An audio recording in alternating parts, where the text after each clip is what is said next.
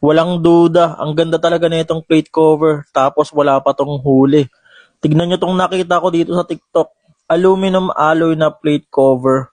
Ang ganda na ito para dagdag protection sa mga plaka natin. Kasi madalas nasasagi mga plaka natin tapos nayuyupi. Eh kung meron na itong plate cover, hindi na basta-basta mayuyupi. Kasi matigas to, kaya dagdag protection talaga para sa mga plaka natin. Pero ang maganda dito, wala tong huli. Kasi sa likod lang to ilalagay, kagaya nito. Sa likod lang siya nakalagay, dagdag protection lang talaga siya para mas matigas yung plaka natin. Tsaka dagdag forma na din, kasi tignan mo naman, oh, parang carbon. Yung forma, carbon na carbon, Lodi. May dagdag protection na yung plaka mo, may dagdag forma pa, tapos wala pang huli. San ka pa?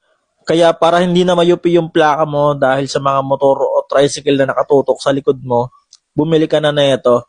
Sobrang mura lang naman nito. Dagdag protection na sa plaka